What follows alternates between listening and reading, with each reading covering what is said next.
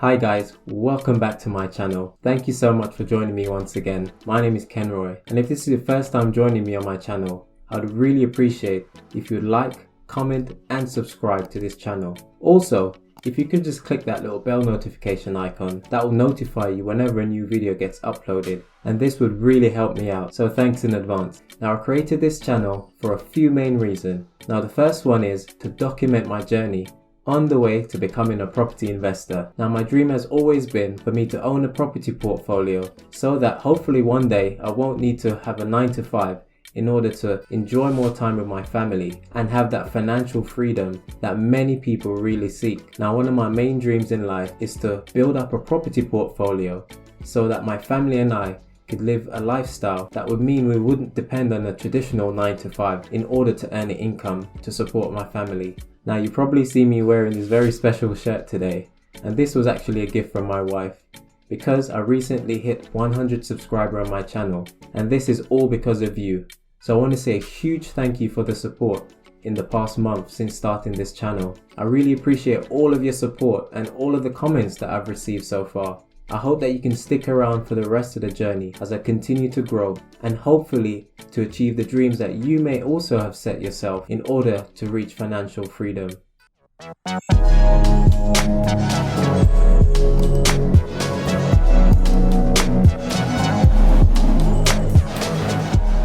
In today's video, we'll be tackling a subject that is very important. Like I said, thank you so much for stopping by, and I hope to share with you today some of the steps that my wife and I took in order to save enough money to buy our first property, which we now live in. Now, when saving for a house, there are three main points that you need to consider. The first one is the location. Now, it's well known that houses around the UK vary depending on the location. So a simple postcode can mean the difference between paying 150,000 to paying over 200,000 plus. It's absolutely vital that you consider where it is that you're actually trying to purchase your first home before you take the plunge. This then leads into the second point as to why it is important to choose your location, and that simply is price. Now, everyone's circumstance is different. Whether you're somebody who is a high earner and have a huge amount of deposit ready and waiting in order to purchase your first home, or perhaps you're a lower income earner, price will be a key factor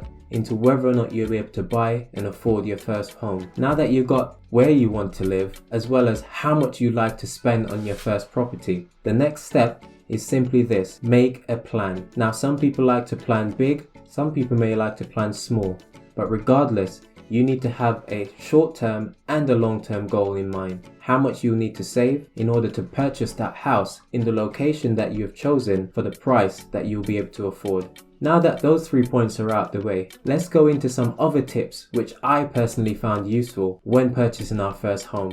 Now, when it comes to saving to buy your first home, it's no secret that this can be quite a daunting task. Whether you're buying a house by yourself or with a partner, you have to save huge sums of money in order to get that 10% deposit to buy your first property. Now, one question that I see get asked all the time is, how did you save for your deposit? With rents being at an all-time high, cost of living going through the roof, how can you actually have enough money at the end of each month so that you can save to buy your property? Take, for example, buying a house for £250,000. You need at least a 10% deposit in most cases in order to be able to afford that property, as well as prove to the bank or the lender that you'll be able to repay those monthly payments. So a £250,000 house, you'll be looking at least £25,000 for a deposit. So that means you'll have to save £25,000. Plus, you should also think about additional fees for surveyors, solicitors, conveyancers,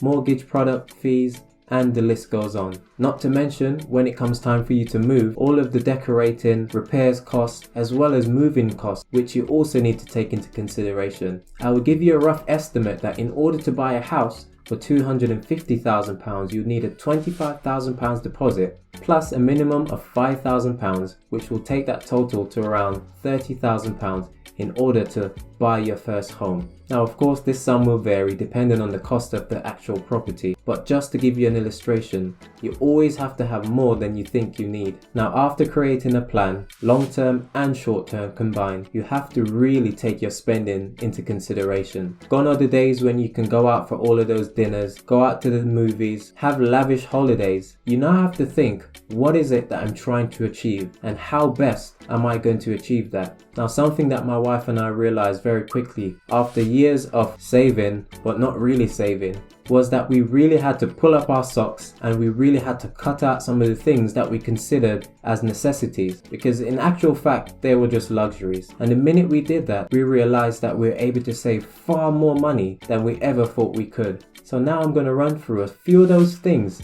that we actually did that ended up saving us hundreds, if not thousands of pounds each year. Now, the first one is simply this: holidays. Now, if like me, you love traveling, you love the excitement that it brings, going somewhere, going abroad, sandy beaches, going on the excursions, having a blast, we all know that this has a cost to it. And one of the first things that my wife and I realized when saving for our property is that our holidaying had to come down in order for our savings to go up. There's no two ways about it. You have to really cut out all of these huge spends in order to make your dream a reality. Now, I know it's all well and good to say no holidays until we buy our first house. However, I like to be realistic, and instead of going abroad, you decide to do a staycation. Yes, a staycation. Why not go down to the coast in the UK? Or why not rent a B&B where you can go away with your partner for a few nights? That way you'll have the feeling of going on a nice holiday, but actually for a fraction of the price. Another practical tip how you can actually save money is by switching energy providers as well as any of your bills. Now, I remember having not one but 2 mobile phone contracts at one point so that I could get the latest handset every year. Now, I have no idea what I was doing at that time. However, I soon wised up and realized that I was literally just wasting my money just to keep up with the latest trends. So I'd definitely encourage you to try and get rid of this mentality about keeping up with appearances and keeping up with trends, because the reality is that that's a fool's errand and you're actually just wasting your money. Around 5 years ago, I recognized that rather than having 2 mobile phone contracts and paying 2 separate bills each month, I decided at the end of my contract to switch to a SIM only and keep my phone that I actually had from the previous 2 years. And up until literally yesterday, I've had the same phone for 5 years. That's right, I've gone from one phone every year to having the same phone for 5 years. Now, the only reason why I changed and upgraded after 5 years, after 5 generations, is simply the fact that my storage and the actual phone was just slowing down far too much that I no longer could cope. Even my wife had to encourage me to get a new phone. But the point I'm trying to make is you have to really cut things out in order to save. Now, as I mentioned earlier on about switching utilities, this is a great way to save money. Whether it's your gas, your electric, and as I just said, your mobile phone contract, whatever it is, you should constantly be checking to see if you can get a cheaper deal in order to save more money each month. And this one is a big one. Now, many first-time buyers might not even realize that this is available to them. Consider opening up a lifetime ISA. Now, a lifetime ISA is simply an ISA that you save money into each month. Now, at the end of that period, you'll be able to withdraw that fund and use it to buy your first property. Now, there are a few caveats to that. The first one is that you can only save a maximum of £4,000 each calendar year. Now, a top tip is that if you're buying a property with a partner, both of you can actually have a separate lifetime ISA account, to which you can both pay in £4,000 a year in order to get back a 25% bonus when it comes time for you to actually purchase your first home. You've heard me correctly, 25% the government will give you on top of whatever you've saved in that account. You must remember, you can only use this money to purchase your house, however, so no fancy sports cars, I'm afraid. Now, the next point that I'm going to touch on, which can help you save hundreds of pounds each year, are that of store cards. Now, if you haven't seen my previous video which touched on how to make your money go further by collecting Sainsbury's Nectar points in order to save you hundreds of pounds each year, please click the link above. Now, store cards are a great way to earn extra points to which you can then use to do your weekly shopping. The more you shop is the more points you'll accumulate, and then the more money you'll actually have in your Nectar card, for example, to which you can then spend on your grocery shopping. Another serious point to consider, which have many benefits, but obviously we have to be really sensible when dealing with it, is simply this: using your credit cards. Now, as well as accumulating points, like I mentioned before, you can also increase your credit score by using your credit card if managed properly. Now, credit cards can also be a fantastic way to spread your costs at an interest-free rate, which obviously gives you a bit more flexibility when paying off for certain items. But as always, you have to be absolutely careful when using a credit card and treat it with the utmost respect, because of course we recognize that credit cards can lead to financial stress. So please be very careful when using credit cards. Now, this is a really top tip, and the reality is that many people already use this when it comes to buying their first home, and it's simply this: ask family members for help. A lot of the time, especially young people, when it comes to buying their first home, they think that they have to do it all by themselves. In reality, there might be family members out there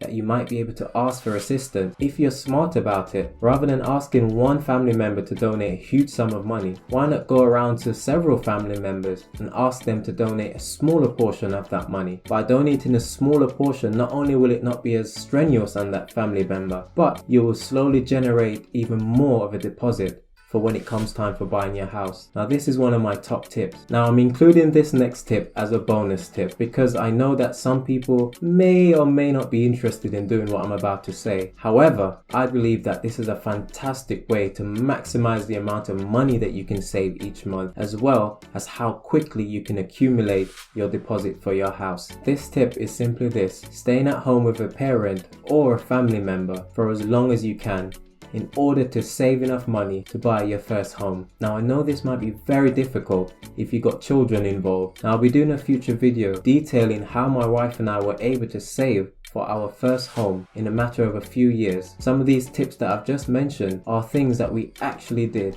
in order to save for our first deposit. Now, to wrap up this video, I thought it'd be really helpful if I actually highlighted a few of the main spends that folks normally do on a yearly basis, just to show how much money you could actually save just by cutting some of these things out. Now, there's no way I'm going to remember all of these, so I've decided to just jot them down on my trusty iPad in order to give you the information accurately. Now, of course, these are going to vary depending on your circumstance. However, a lot of these things that I'll be mentioning actually will apply to you. So while doing your planning, you have to see what it is that you could actually cut out in order to save more each month. Now, I'll be going through 6 popular things that we actually spend our cash on each month. The first one is lunches. Now, many folks work out of an office and they might think they don't have enough time to prepare a lunch to take into work. So it's easier and more convenient to just go out with your friends or your colleagues, spend £5 a day to buy yourself lunch. Now, £5 a day really isn't a lot, but however, when you consider £5 per day for a whole week, a 5-day week is going to set you back £25. You then get to realize that it can start to add up. At the end of a month, you could be spending £100 just on lunches when you go to work. Now, if you times that by 12 months, that's £1,200 a year just on eating lunches at work. How crazy is that? Another one is a cinema pass. Now, many people like to go to the movies, to watch the latest blockbuster, and to enjoy time with their families and friends, which on paper sounds amazing. However, if you take the average price of a cinema card, that's a monthly subscription that gives you unlimited amount of cinema viewings. That will cost you £20.90 per month. But then if you times that by 12, that's around £250 a year just to go to the movies. And in reality, for most people, I believe, you might not actually go to the movies that often. You're literally paying this money where you could actually be saving extra amounts of cash into your account. Now, this is a big one. Picture yourself as December rolls around, you make your New Year's resolution. At the top of most people's list, you guessed it, joining the gym. Now, there is good news. Gym memberships are more cost effective and a lot cheaper these days, with the average gym membership costing around £21.99, which seems quite cheap and cheerful. Now, the reality is that you'll be paying that gym membership, but how many days out of the week will you actually be going to that gym after the first month? Many people will be spending that money for months, if not years, and they're not actually getting the benefit from going to the gym. Now if you were to fast forward to 1 year of membership, you'll be spending £263 a month just on your gym membership. Now this is a big one, especially for younger people who enjoy the social aspects of it, and it's simply this: eating out. Now the average price per eating out is around £25 per week. This might be a Chinese takeaway here, some fish and chips another evening, and so on and so forth. You can actually easily spend just £25 dining out just by yourself. That's a whopping £100 a month and £1,200 a year just on eating out. Now this next one, I've done it based on myself, and that's the cost of getting my hair cut. Now the average price to get your hair cut ranges from around £12 to £15. I'll settle on the £12 mark. Now if you can imagine getting your hair cut every 2 weeks, for example, as I would normally do, that will set you back around £24 a month. Now over that year, you will be paying approximately £288 just to get your hair cut. Now you might be saying to yourself, how on earth am I going to get by without getting my hair cut? Now I was fortunate enough to be in a situation where I could come up with a solution that benefit both me and my family. Now more than ever with this pandemic, it's actually coming at a real good time, because now I have been fortunate enough to actually have my wife, who has been cutting my hair for the past 1.5 years, and all it cost me was the initial investment of buying those clippers, to which I'll have for many more years, and by the end of it I would have saved hundreds of pounds. Plus, between you and me, I can now get my hair cut whenever I want. That's another big bonus. Now here in the UK, and of course around the world, there is this trend of buying tea, coffees, hot chocolate and so on whenever you're out and about. Now if you really think about it, these little hot beverages are not cheap. On average, a person can easily spend at least £7 a week on hot drinks. That's a whopping £28 a month. And over the course of a year, you can actually spend a whopping £336 plus on just getting your hot drink fix. Now obviously there are ways for you to get the same fix from your hot beverage of choice. All it will take is for you to do a bit more planning and maybe making it at home, which would obviously save you hundreds of pounds. Yep, the figures are now in, and after adding up the sums from those 6 lifestyle choices, you could potentially save yourself £3,537 just by cutting those things out. Now of course I know you have to be realistic. However, it's absolutely up to you to decide how much to cut back in order to save to achieve your goals. Is just an estimate, and of course this is excluding any other savings that you could be putting away each month. It's also good to remember that while you may be sacrificing for a period of time, this will not be forever. This is simply a means to an end in order to get you on the property ladder so that you can purchase your first home. Now I hope that these points that I shared with you today has encouraged you so that you too can make the decisions that you need in order for you to achieve your dreams of becoming a homeowner. Now I'm sharing these points in order to encourage you to go out there and make your dreams a reality. The simple fact is, many of the tips that I shared with you today are things that my wife and I did in order to be able to save enough money to buy our first home. Now our journey isn't complete, and while we've been able to loosen our belts a little, so to speak, and be able to enjoy some of those things that we originally cut back on, we've still got our goals that we're trying to achieve. As you know, my dream is to become a property investor, but in order to do that, of course, we'll need enough money to buy our first buy-to-let investment property. Therefore, a lot of saving still needs to be done. If you found this information helpful today, please remember to like, comment and subscribe to my channel. I hope that all the information that I have been sharing has been beneficial, and hopefully it will encourage you to start making those lifestyle choices that will help you on your way to becoming a homeowner. As always, you guys have been terrific. Thank you so much for all of your support. If there's any questions or anything you'd like answering, please leave it in the comments below and I'll do my best to answer them. I can't wait to see you guys in the next video. And as always, this is Kenroy saying, I'll see you when you see me. Take care.